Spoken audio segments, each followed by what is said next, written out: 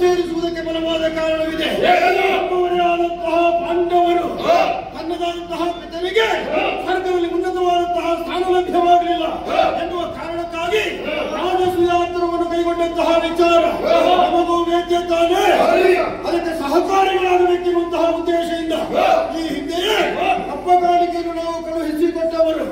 ಆದ್ರೆ ಸಮಾರೋಪದ ಶುಭವಸರ ಇಂದು ಶಿಶುಪಾಲಾದಿಗಳು ಉಪಸ್ಥಿತರಿರಬೇಕು ಎನ್ನುವ ಹಾಗೆ ಕರೆಯನ್ನು ಕಳುಹಿಸಿದ್ದಾರೆ. ಹೋಗುವ ಬಗ್ಗೆ ನಿಮ್ಮ ಅಭಿಪ್ರಾಯ?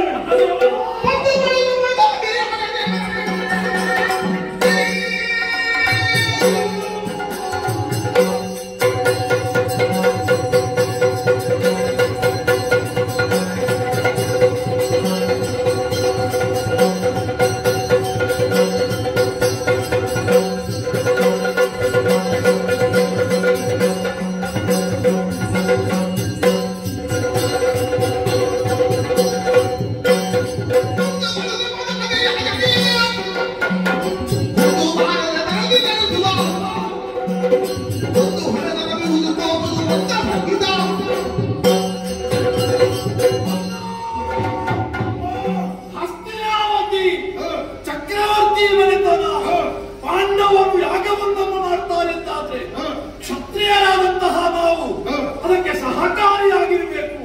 ಪಾಂಡವರು ಅನ್ಯರಲ್ಲವಲ್ಲ, ನಮ್ಮವರೇ ಆಗಿದ್ದಾರೆ. ಅವರು ಮಾಡುವ ಯಾಗದಲ್ಲಿ ನಾವು ಜೊತೆ ಸೇರಿ ಕುಂದು ಬಾರದ ರೀತಿಯಲ್ಲಿ ವ್ಯವಹರಿಸುವುದಕ್ಕೆ ನಾವು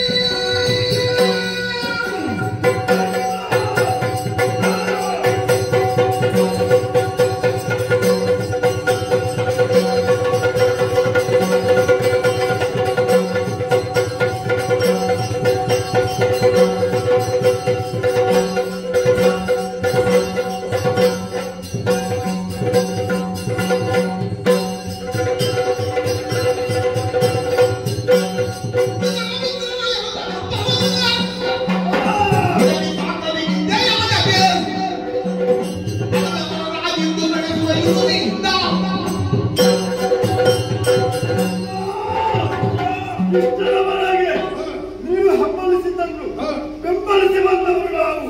ಅದೇ ಪ್ರಕಾರವಾಗಿ ಜಾಗಕ್ಕೆ ಹೋಗುವುದಕ್ಕೆ ನನ್ನ ಸಮ್ಮತಿಯೂ ಉಂಟು. ಹಾಗಂತ ಎಲ್ಲಿಯಾದರೂ ಆ ಕೃಷ್ಣ ಬಂದು ಕಪ್ಪಟವನ್ನು ತೋರಿದ ಎಂದಾದ್ರೆ ಅವನ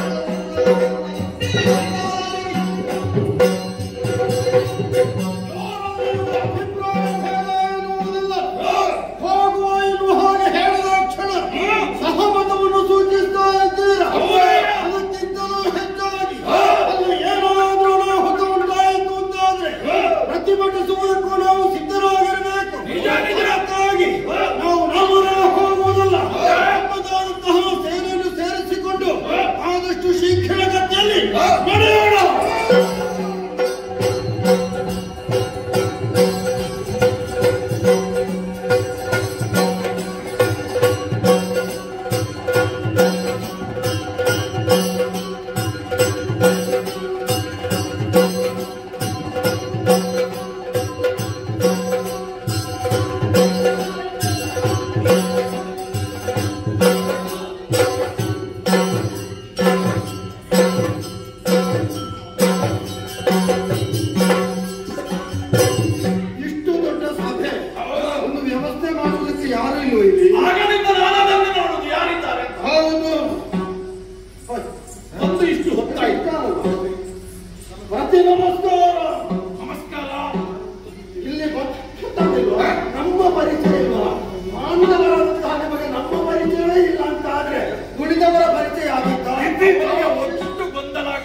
ಶಿಶುಪಾಲ, ದಂತವಕ್ರ, ಸೋಮದತ್ತ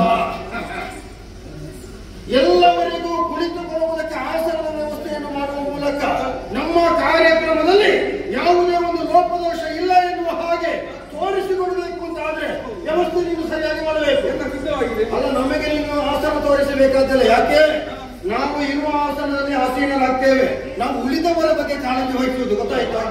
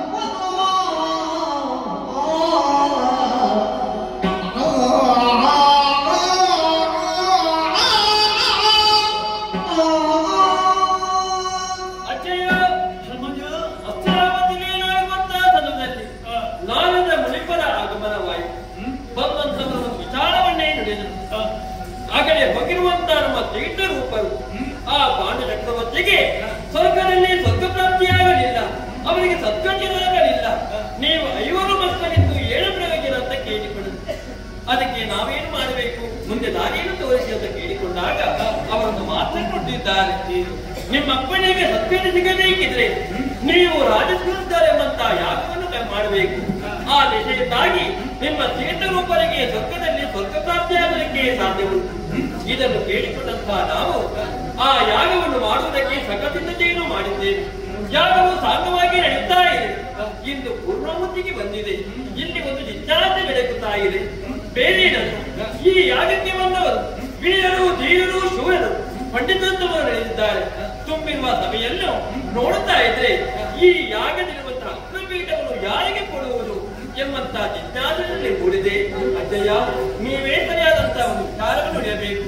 ಯಾರಿಗೆ ಕೊಡುವಂತಹ ಸಮಸ್ಯೆಗೆ ಪರಿಹಾರವನ್ನು ಒದಗಿಸಿಕೊಡಬೇಕಾದವರು ನೀವು.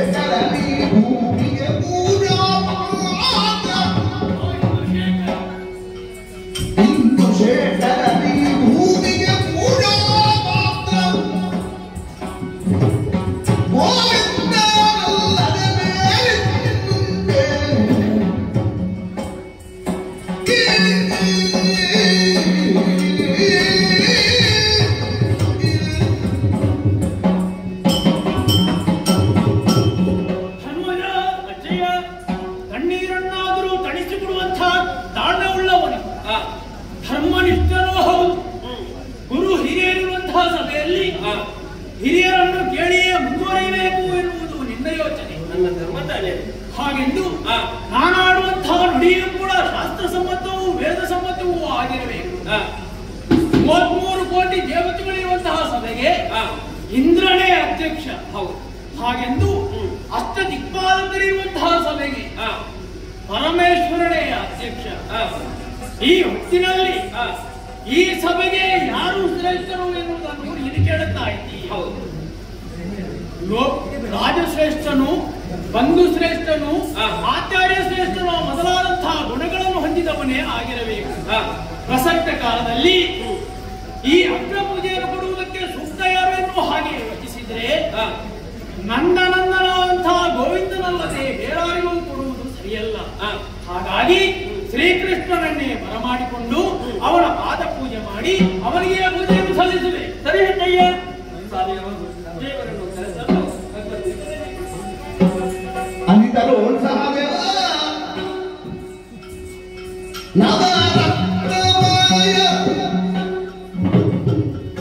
ಸಿಂಹಾಸನದ ಭೂಮಿ ಮಧ್ಯದಲ್ಲಿ ತಂದಿರಿಸಿ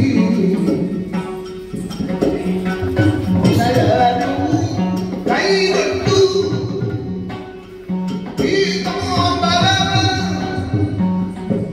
ದಿವ್ಯಾಸನಗೆ ಬಂದ ಹಿಡಿದು ಭಕ್ತಿಯಲ್ಲಿ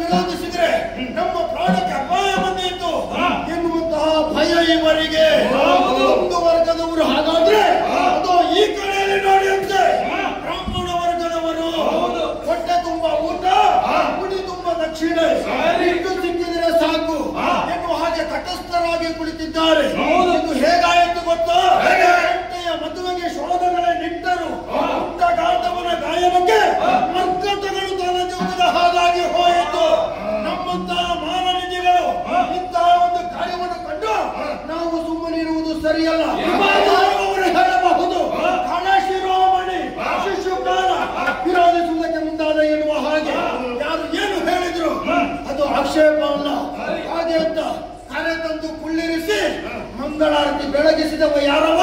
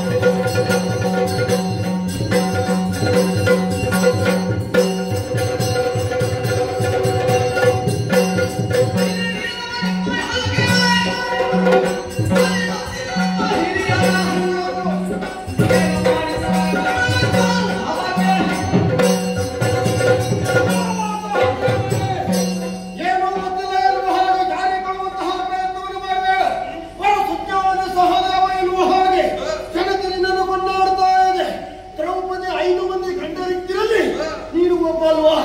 ಸಹದೇವ ಹಾಗೆಂತ ನೀವು ಕೈಗೊಂಡಂತಹ ಕಾರ್ಯ ಯಾಕಾಗಿ ತಂದೆಯಾದಂತಹ ಪಾಂಡು ಚಕ್ರವರ್ತಿಗೆ ಸ್ವರ್ಗದಲ್ಲಿ ಉನ್ನತವಾದಂತಹ ಸ್ಥಾನವನ್ನು ದೊರಕಿಸಿಕೊಡಬೇಕು ಎನ್ನುವ ಹಾಗೆ ನೀವು ರಾಜಸೂಯಾತ್ರವನ್ನು ಕೈಗೊಂಡಿರಿ. ಈಗಾಗಲೇ ಅವನಿಗೊಂದು ಸ್ಥಾನ ಅಲ್ಲಿ ಸಿಗುತ್ತಾ ಇತ್ತು. ಇವನನ್ನು ಎತ್ತರದ ಪೀಠದಲ್ಲಿ ಕುಳ್ಳಿರಿಸಿದ ಕಾರಣ ಅವ ಸ್ವರ್ಗಕ್ಕಿಂತಲೂ ಈಗ ನರಕಕ್ಕೆ ಬಿದ್ದಾಯಿತು. ಯಾಕೆ ಹೀಗೆ ಮಾಡಿದೆ?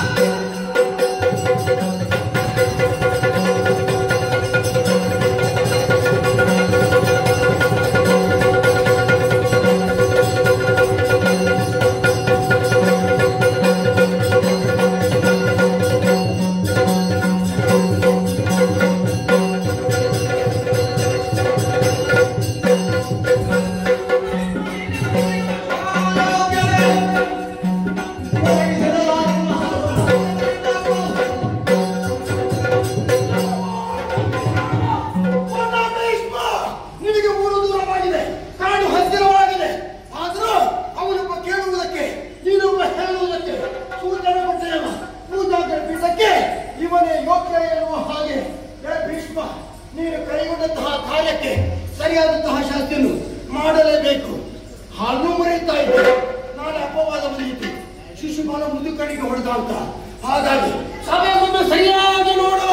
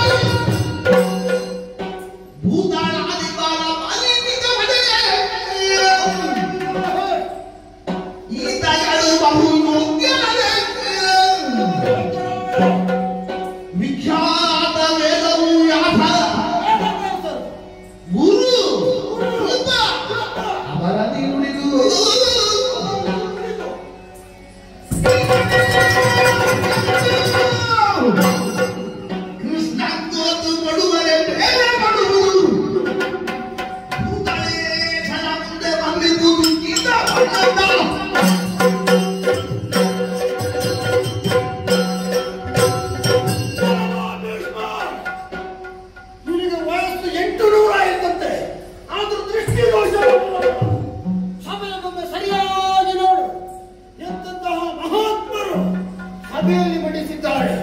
ಶಿವನ ಸರಿವಂತದಲ್ಲಿ ಸರಸ್ವತಿಯೋಪವನ್ನು ಸಮಗಂತುಗೆಯಲ್ಲಿ ವಾಸವನ್ನು ತೊಡೆಸೋಕಿರಲಿ ಉಳಿದುಕೊಳ್ಳಬಲ್ಲಂತಹ ಯೋಗ್ಯತಾ ಸಂಪನ್ನರು ನಮ್ಮ ಈ ಸಭೆಯಲ್ಲಿದ್ದಾರೆ. ಹಿರಿಯವರಿಗೆ ಕೊಡಬೇಕು ಎನ್ನುವಂತಹ ಉದ್ದೇಶ ಇರುತ್ತಿದ್ರೆ ವೇದವ್ಯಾಸರು ಪರಮ ಜ್ಞಾನಿಗಳು ಅವರಿಗೆ ಕೊಡಬಹುದಿತ್ತು. ಅದು ಅಲ್ಲ ಅಂತಾದ್ರೆ ಉಭಯ ಕುಲ ಮಿಲೋದರಾದಂತಹ ಆಚಾರ್ಯ ದ್ರೋಣರಿಗೆ ಕೊಡಬಹುದಿತ್ತು. ಅದು ಅಲ್ಲ ಅಂತಾದ್ರೆ ಸಕಲ ಶಾಸ್ತ್ರವನ್ನು ಅರಿತಂತಹ ಕೃಪಾಚಾರ್ಯರಿಗೆ ಕೊಡಬಹುದಿತ್ತು. ಅಶ್ವತ್ಥಾಮಾಚಾರ್ಯರಿಗೆ ಸಭೆಗೆ ಎಷ್ಟು ಆಚಾರ್ಯರಿದ್ದಾರೆ ಗೊತ್ತುಂಟ? ಅವರನ್ನು ಬಿಟ್ಟು ನಿನಗಾದರೂ ಕುಳಿತುಕೊಳ್ಳಬಹುದಿತ್ತು. ನಮ್ಮ ಆಕ್ಷೇಪ ಇರ್ತಾ ಇರಲಿಲ್ಲ. ಬೇಡ, ನನ್ನ ತಮ್ಮ ಯೋಗ್ಯತಾವಂತರಲ್ವೋ?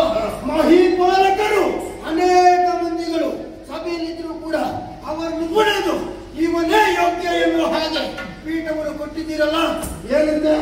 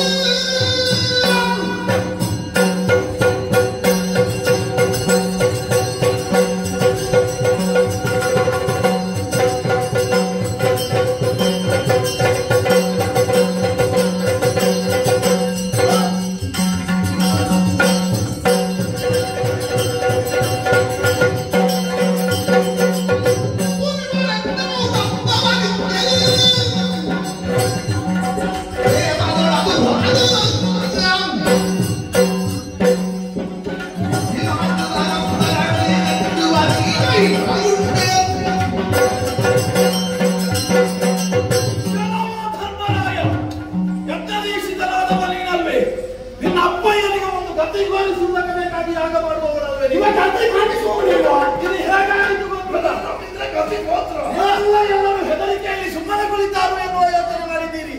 ಯಾಕೆ? ನಾವು ಭೂಮಿ ಪಾಲಕರು, ಇವರು ಹಸ್ತಿನಾವತಿಯ ಚಕ್ರವರ್ತಿ ಮನೆತನದವರು. ಅವರಲ್ಲಿ ಇಬ್ಬರಿದ್ದಾರೆ. ಇವರಲ್ಲಿ ಯಾರು? ಒಬ್ಬ ಅರ್ಜುನ ಅಥವಾ ಭೀಮ. ಆತನ ಭುಜಬಲಕ್ಕೆ ಹೆದರಿ ಸುಮ್ಮನೆ ಉಳಿದಾರು ಬಂದವರು. ನಾವು ಯಾವ ಕಾರ್ಯಕ್ರಮಕ್ಕೂ ನಮ್ಮದೊಂದು ದೇಣಿಗೆ ಇದ್ದೇ ಇದೆ. ಒಂದು ಬ್ರಹ್ಮ ಕಲಶ ಆಗೋದಿದ್ರು ನಾವು ಕೊಡುವುದಿಲ್ವಾ? ಈ ಪಟ್ಟಣ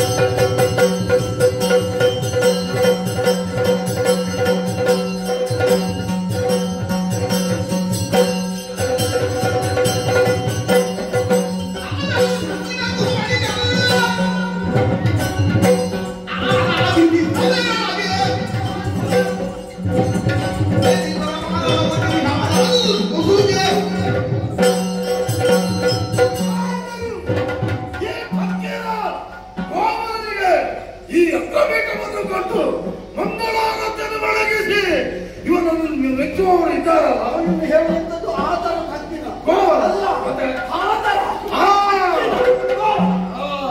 ಅದನ್ನು ಸರಿಪಡಿಸುವುದಕ್ಕೆ ಯಾರು ಬರುವುದಿಲ್ಲ, ಅದನ್ನು ವಿಮರ್ಶೆ ಮಾಡುವವರು ಯಾರೂ ಇಲ್ಲ ಈ ಹೊತ್ತಲ್ಲಿ. ಆದ್ರೆ ಇವರಿಗೆ ಅಗ್ರಪೀಠವನ್ನು ಕೊಟ್ಟಿದ್ದಾರಲ್ಲ.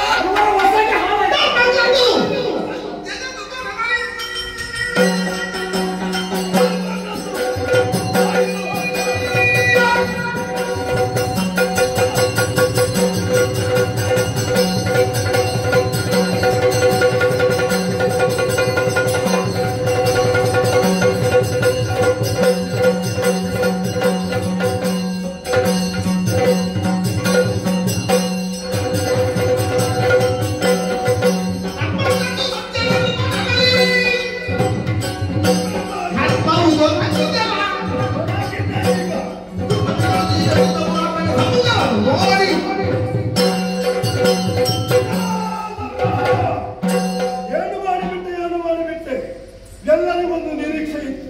ಧರ್ಮರಾಯ ಮಾಡಿದ್ರೆ ಯಾವತ್ತೂ ಕೂಡ ಒಳ್ಳೆದನ್ನೇ ಮಾಡ್ತಾನೆ, ಒಳ್ಳೆದನ್ನೇ ಬಯಸ್ತಾನೆ ಎನ್ನುವ ಹಾಗೆ ನಾವು ಅದೇ ರೀತಿ ಭಾವಿಸಿ ಬಂದದ್ದು. ಮತ್ತೆ ಧರ್ಮದ ತತ್ವ ಎನ್ನುವ ಹಾಗೆ. ಆದ್ರೆ ಇಲ್ಲಿ ಆದದ್ದು ಏನು? ಅಧರ್ಮವೇ ನಡೆದು ಹೋಯಿತು. ಆ ಕೃಷ್ಣನಿಗೆ ಅಗ್ರಪೀಠವನ್ನು ಕೊಟ್ಟು ಬಿಟ್ಟೆಲ್ಲ ಇದು ಅಧರ್ಮವೇ. ಧರ್ಮವರಿಗೆ ಸಾಧ್ಯ ಮಾತಾಡಿದ್ರು. ಆ ಕುತೂಹಲಿಸಿದವರು ಯಾರು ಮಾತಾಡುವುದಿಲ್ಲ, ಕುಳಿತಾಗ ಮಾತಾಡ್ತಾರೆ.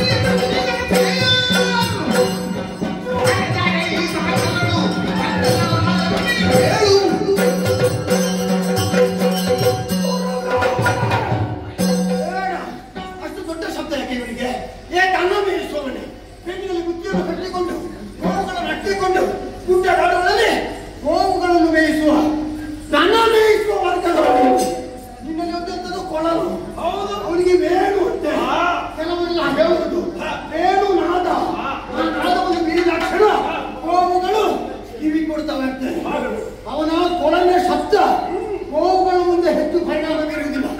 ಇಲ್ಲಾಂದ್ರೆ ಹೆಣ್ಣು ಮಕ್ಕಳಿದ್ರೆ ಅವರ ಮುಂದೆ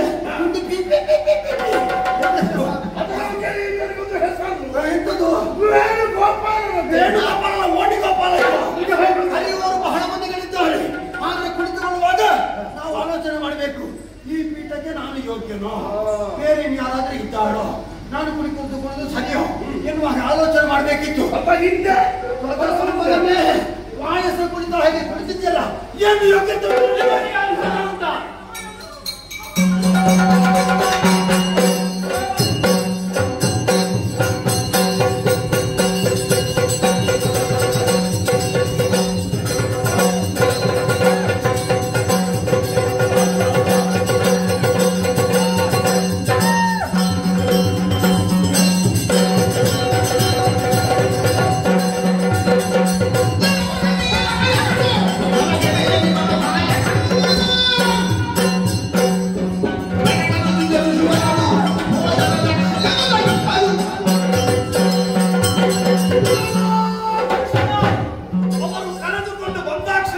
ಪೀಠವನ್ನು ಏರಿ ಕುಳಿತುಕೊಂಡೇ ಅಲ್ಲ, ನಿನಗೆ ಅರ್ಹತೆ ಉಂಟು ಎನ್ನುವ ಹಾಗೆ ನೀನು ಯೋಚನೆ ಮಾಡಬೇಕು.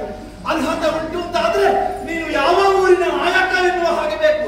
ನೀನೇನು ಒಂದು ಊರಿಗೆ ಅರಸನೋ ಅಥವಾ ಒಂದು ಊರಿನ ಗೌಡನೋ ಅಲ್ಲ, ಮುಖಂಡನೋ, ಒಂದು ಸೇನೆಗೆ ನಾಯಕನೋ, ಯಾವ ಅರ್ಹತೆ ಇನ್ನೊಬ್ಬರಿಗೆ ಸಹಾಯ ಮಾಡುವುದಾದರೂ ಕೂಡ ಉಂಟು ಅವನಿಗೆ. ನೀನು ಕುಳಿತುಕೊಳ್ಳುವಾಗ ಸಭೆಯಲ್ಲಿದ್ದವರು ಏನು ಯೋಚನೆ ಮಾಡ್ತಾರೆ ಅಂತ ಯೋಚನೆ ಮಾಡಬೇಕು. ನಿನ್ನಿಂದ ಹಿರಿಯರಿದ್ದಾರೆ, ಬ್ರಾಹ್ಮಣರಿದ್ದಾರೆ, ವೈದಿಕರಿದ್ದಾರೆ, ಋಷಿಮುನಿಗಳಿದ್ದಾರೆ. ಅಂತಹ ಸಭೆಯಲ್ಲಿ ಕುಳಿತುಕೊಳ್ಳುವ ಯೋಗ್ಯತೆ ಉಂಟೇನು ನಿನಗೆ?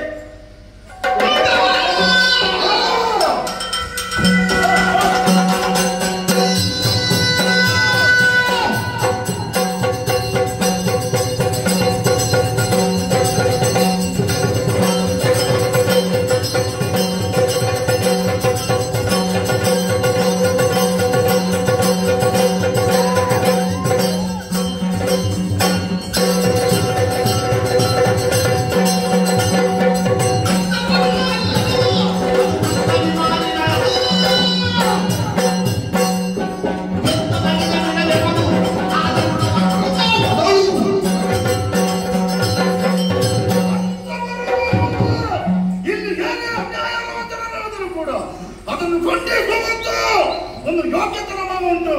ಹಾಗಾಗಿ ಈ ಅಗ್ರಪೀಠವನ್ನು ನಿನಗೆ ಕೊಟ್ಟದ್ದು ತಪ್ಪು, ನೀನು ಕೊಡ್ತದ್ದು ತಪ್ಪು. ಅಲ್ಲಿಂದ ನೀನೇನು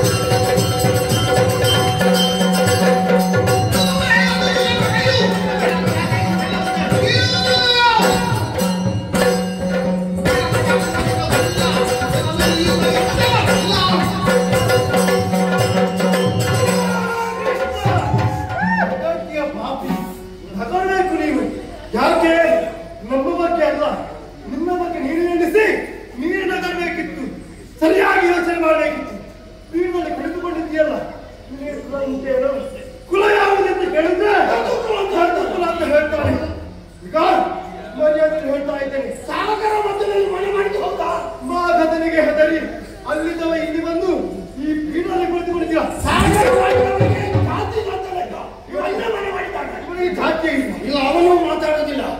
ನಾವು ಬಂದಿದ್ದೇವೆ ಎನ್ನುವುದು ಗೊತ್ತಾಗಬೇಕು ಅಂತಾದ್ರೆ ಜಗಳ ಮಾಡಬೇಕು. ಜಗಳ ಹೇಗೆ? ಇವರು ಮಾಡುತ್ತಿರುವಂತಹ ಯಾಗವನ್ನು ಹಾಳು ಮಾಡಿ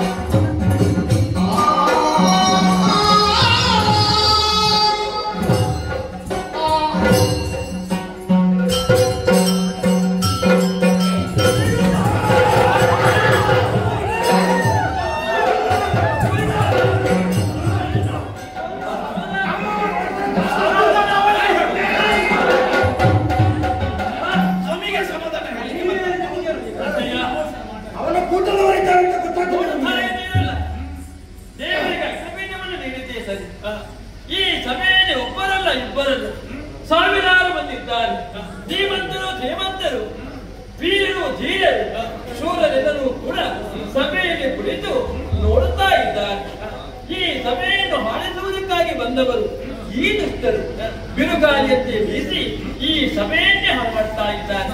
ಅಷ್ಟು ಮಾತ್ರವಲ್ಲ, ನಾವಿಷ್ಟು ಕಷ್ಟಪಟ್ಟಿದ್ದೇವೆ, ಈ ಯಾಗಾಗಬೇಕಿದ್ರೆ ಎಷ್ಟು ದುಡಿದಿದ್ದೇವೆ, ಇಷ್ಟೆಲ್ಲಾ ಸಂಪಾದನೆ ಮಾಡಿ ಈ ಯಾಗದ ಪೂರ್ಣಾವತಿಗೆ ಈ ರೀತಿಗೆ ತಂದು ಒದಗಿಸುತ್ತಾ ಇದ್ದಾರಲ್ಲ. ದುಷ್ಟವಿರುವಂತಹ ಮಾತನ್ನು ಕೇಳುವಾಗ ಯಾಕೋ ಮನಸ್ಸಿಗೆ ಕೆಟ್ಟವಾಗ್ತಾ ಇದೆ. ದೇವರನ್ನು ನಿಂದಿಸ್ತಾ ಇದ್ದಾರೆ ಅಜ್ಜಯ್ಯ. ಅನ್ನೇನು ಮಾಡಲಿ ಧರ್ಮಜ? ಧರ್ಮನಿಷ್ಠನಾದಂಥ ನಿನ್ನ ಮನಸ್ಸಿಗೂ ನೋವಾಗುತ್ತದೆ ಎನ್ನುವುದನ್ನು ಯೋಚಿಸುವಾಗ ನನಗೂ ನೋವಾಗ್ತದೆ, ಬೇಸರವಾಗುತ್ತದೆ. ಹಾಗೆಂದು ಅವರು ಎದ್ದು ಬಂದು ಜರಿದದ್ದು ಯಾರು? ನಿನ್ನನ್ನು ಜೊತೆಗೆ ದೇವರನ್ನು, ಅದರ ಜೊತೆಗೆ ನನ್ನನ್ನು. ಹೌದು, ನನಗೆ 800 ವರ್ಷ ಆಗಿದೆ ಅಂತ ಹೇಳಿ ಗೊತ್ತುಂಟವರಿಗೆ. 800 ವರ್ಷದಲ್ಲಿ ನಾನು ಏನು ಮಾಡಿದ್ದೇನೆ ಎನ್ನುವುದವರಿಗೆ ತಿಳಿಯಲಿ. ಅದು ಬೇಕಾದ್ದು. ಈ ಪ್ರಾಯದಲ್ಲೂ ಭೀಷ್ಮ ಸೆಟೆದು ನಿಂತಾದ್ರೆ ಲೋಕವನ್ನೇ ಕಂಗಡಿಸುವಂತಹ ಶಕ್ತಿ ನನ್ನಲ್ಲುಂಟು. ನನ್ನ ಹಲ್ಲು ಮುರಿಯುವುದು ಬಿಡು, ನನ್ನ ರೋಗವನ್ನು ಅಲುಗಾಡಿಸಲಾಗ್ತದೆ ಎನ್ನುವುದು ಹಾಗೆ ನೋಡ್ಲಿ.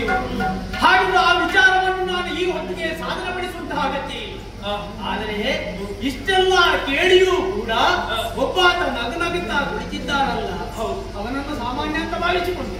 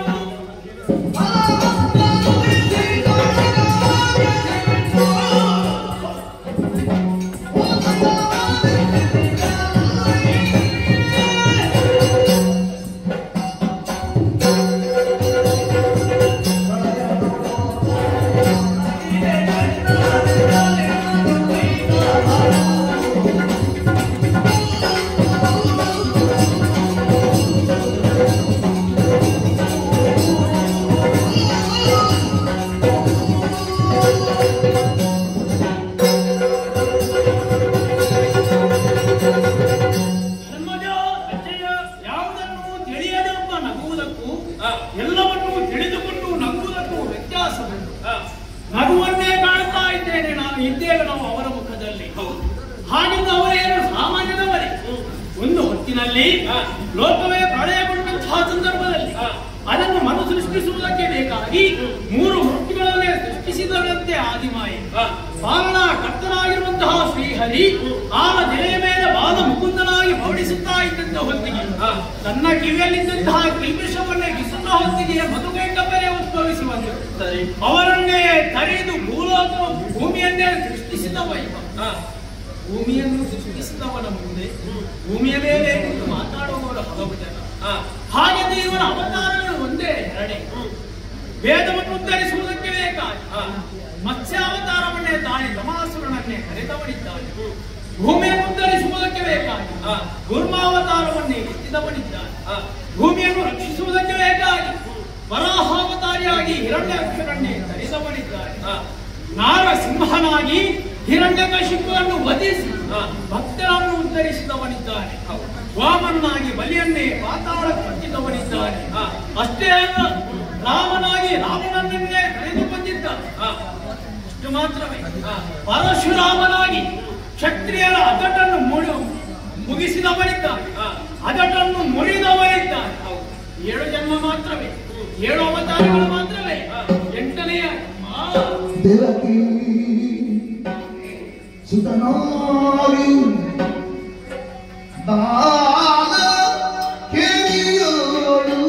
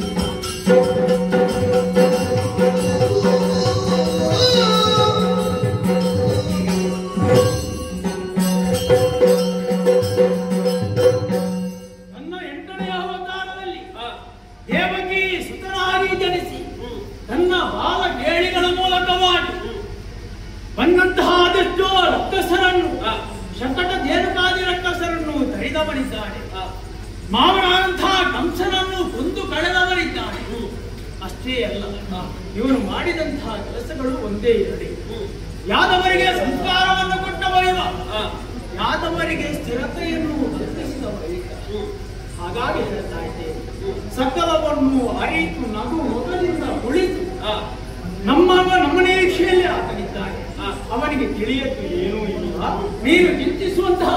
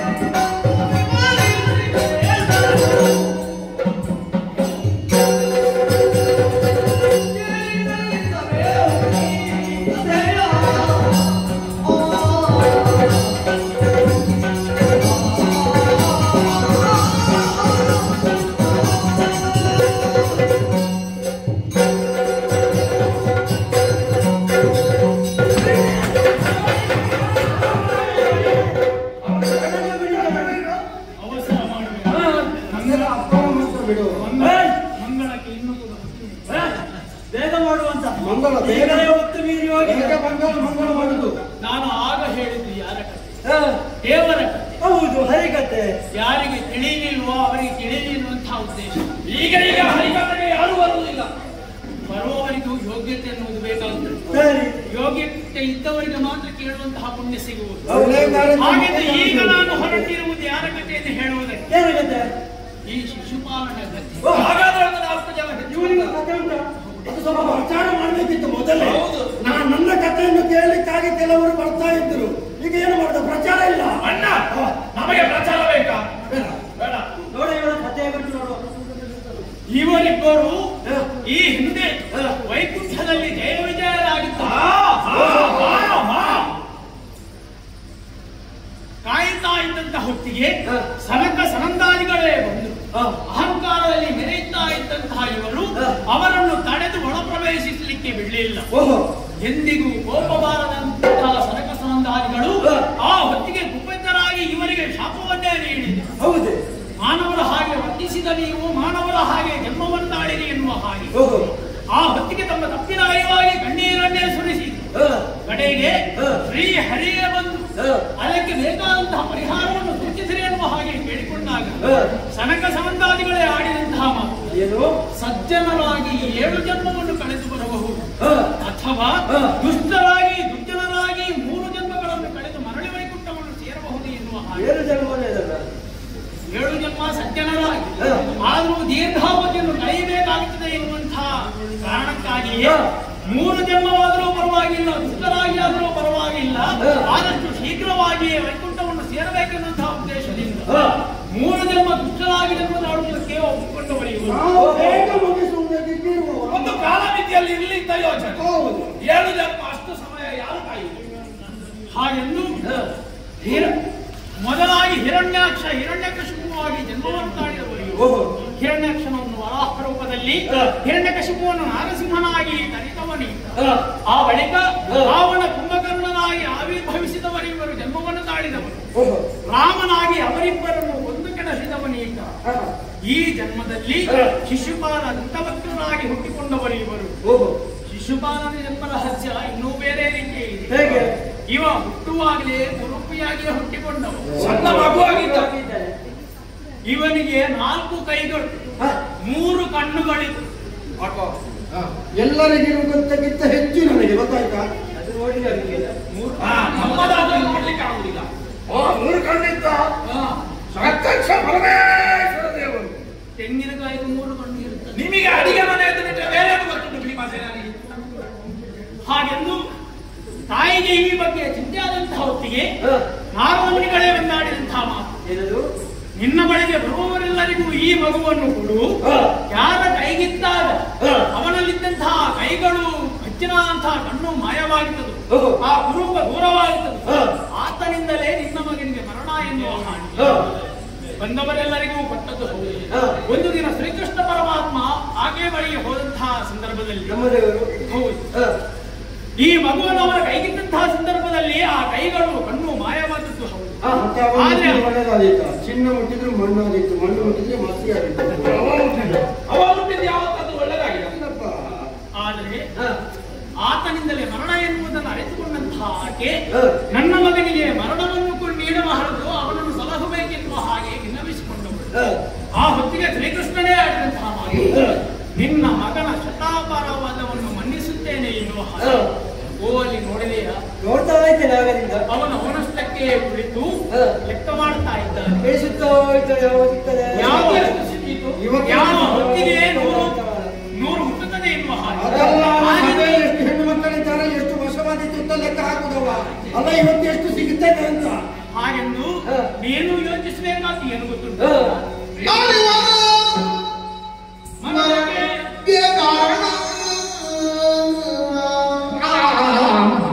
ಹರಿವನ ಮರಣಕ್ಕೆ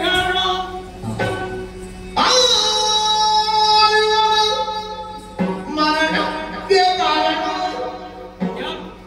ನೀನು ನೀನು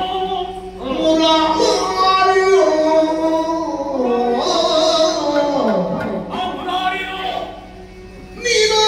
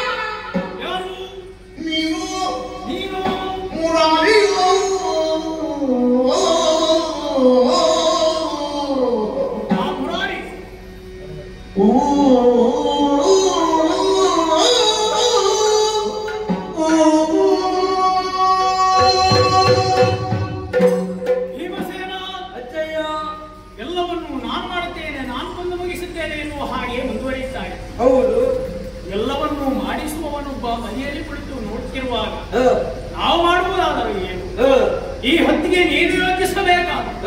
ಇಷ್ಟೆಲ್ಲ ಕಥೆಯನ್ನು ಕೇಳಿದ ಮೇಲೆ ನೀನೇ ವಿಚಾರಿಸು. ಆರಿವನ ಮರಣಕ್ಕೆ ನೀನು ಮುರಾರಿ. ಅಜಯ್ಯ, ಈಗ ಒಂದು ವಿಷಯ ಅರ್ಥವಾಯಿತು. ಕೊಲ್ಲುವುದಕ್ಕೂ ಕಾಯುವುದಕ್ಕೂ ಒಬ್ಬ ದೊಡ್ಡವ ಇದ್ದಾನೆ ಎಂಬುದನ್ನು ಈಗ ನಾನು ಅರ್ಥೈಸಿಕೊಂಡಿದ್ದೇನೆ. ಹಾಗಿರುವಾಗ ಅವನನ್ನು ಕೊಲ್ಲುವುದಕ್ಕೆ ನಾನಲ್ಲ, ನಮ್ಮ ದೇವರಿದ್ದಾನೆ. ಈಗಲಾದ್ರೂ ಗೊತ್ತಾಯ್ತು. ಆದ್ರೆ ಗೊತ್ತಾಗುವಾಗ ಗೊತ್ತಾಗಿ ಹೋಯಿತು. ಹೌದು, ಗೊತ್ತಾಗಿದೆ. ಇನ್ನು ಎಲ್ಲವನ್ನು ಅವನ ಪಾಲಿಗೆ ಬಿಟ್ಟು ಏನಾಗುತ್ತದೆ ಎನ್ನುವಂತಹ ನಿರೀಕ್ಷೆಯಲ್ಲಿ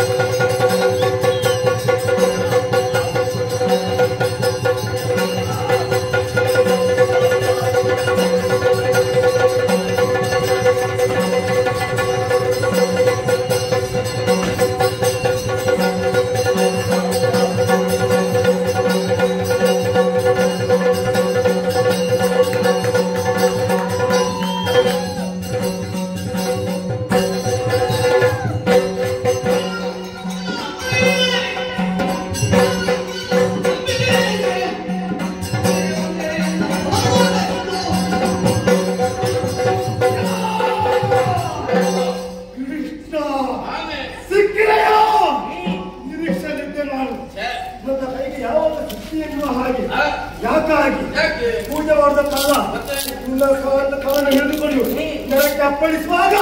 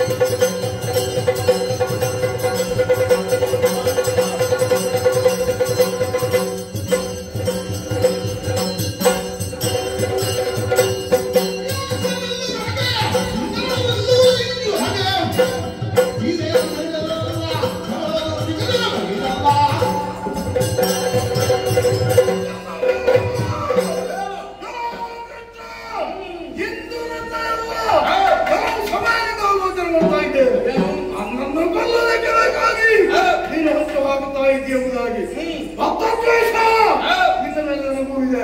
ನಮ್ಮ ತಂದೆಯವರು ಬಂದ ತಪ್ಪಲ್ಲ ಯಾವಾಗ ನನ್ನ ಕೈಗೆ ಸಿಕ್ಕಿ ಅಂತ ಹೇಳ್ತಾ ಇದ್ದೇನೆ.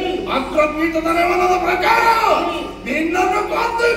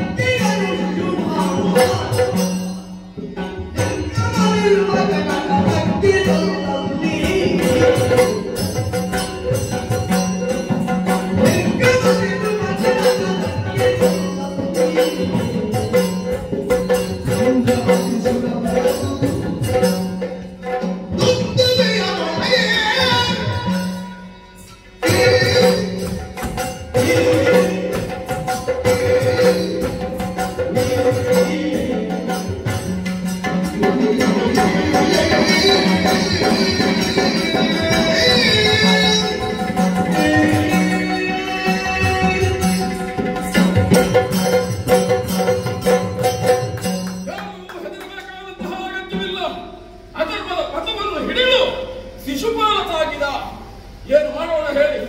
ಧರ್ಮವನ್ನು ಯಾರು ನಡೆಯುತ್ತಾ ಮುಂದೆ ಮುಂದೆ ಹೋಗುತ್ತಾರೋ ಅಂತವರನ್ನು ಧರ್ಮವೇ ರಕ್ಷಣೆ ಮಾಡುತ್ತದೆ. ಅನ್ಯಾಯವನ್ನು ಯಾರು ಮಾಡ್ತಾ ಹೋಗುತ್ತಾರೋ ಅಂತವರಿಗೆ ಧರ್ಮ ನೀತಿ ಪಾಠವನ್ನು ಹೇಳಿಕೊಡುತ್ತದೆ ಎನ್ನುವಲ್ಲಿಗೆ ಪುಣ್ಯತಮವಾದಂತಹ ಕಥೆ. ಪಾಂಡುವಿಗೆ ಸ್ವರ್ಗವೂ ಲಭಿಸಿದಂತಾಯಿತು. ದೇವತೆಗಳೆಲ್ಲರೂ ಸಂತುಷ್ಟರಾಗಿದ್ದಾರೆ. ಕಥಾಂತರ್ಗತವಾದ ತತ್ವಪ್ರಸಾದ ಸಕಲರಿಗೂ ಸಿದ್ಧಿಸಲಿ ಎನ್ನುವ ಹಾಗೆ ಪುಣ್ಯತಮವಾದ ಕಥೆಗೆ ಮಂಗಳ ಪದ್ಯವನ್ನು ಹಾಡುವುದಕ್ಕೆ ಸಭ್ಯ ಸಭಿಕರು ಹಾಗೂ ಭಾಗವತರಲ್ಲಿ ಕಳಿಕೊಡುತ್ತಾ ಇದ್ದೇವೆ. ಪತ್ರಂ ಶುಭಂ ಮಂಗಳಂ. ವರದಾಯ ಜಯ